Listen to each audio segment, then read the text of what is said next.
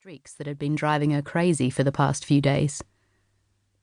As she wiped the last of the water drops from the now sparkling window, Lucy turned to see a sleek, dangerous-looking road bike ease to a stop in front of the Bowser.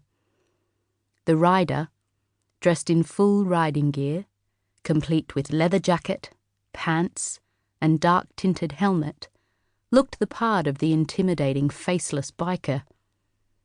For a moment, Lucy experienced something weird, almost like a warning, before she shook off the notion and set aside the bucket of water to make her way across the service driveway. "Nice day for a ride? How much would you like?" she asked, unhooking the nozzle from the pump and waiting for the helmeted rider to unlock the cap on his fuel tank, high on the uppermost part of the machine.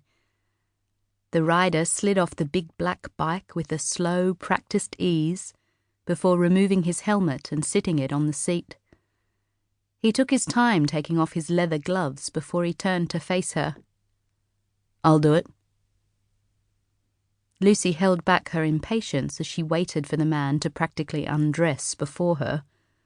His haughty tone only irritated her further, and she held the man's level stare with a spark of resentment. "We offer full driveway service here," she said, with an abrupt nod towards the front of the station. She watched as he turned to the faded sign which stated just that. "Well, that's nice and all, but no one touches my bike but me. So maybe we could make an exception just this once." His voice was deep and had a slight gravelly edge to it that for some insane reason reminded her of smooth malted Scotch. Insane because she didn't even drink Scotch, and, besides, she had no idea if her voice could sound like that. Lucy bit back an irritated sigh and began counting to 10. She had no idea why this stranger annoyed her so much. But a recent quote she'd read on Facebook came to mind. She may not be a sex therapist, but she could spot a wanker when she saw one. A small grin hovered on her lips as she relinquished the pump and turned away to head back inside. Lucy tried to concentrate on the spreadsheet on a computer screen, but her gaze continued to stray to the man fussing about his motorbike outside. Arrogant or not, the guy sure did know how to fill out a pair of leather bike pants. With a shake of her head, she cleared away the wayward thoughts and tried to focus on the accounts. Numbers. That's what she needed to focus on. Numbers made sense.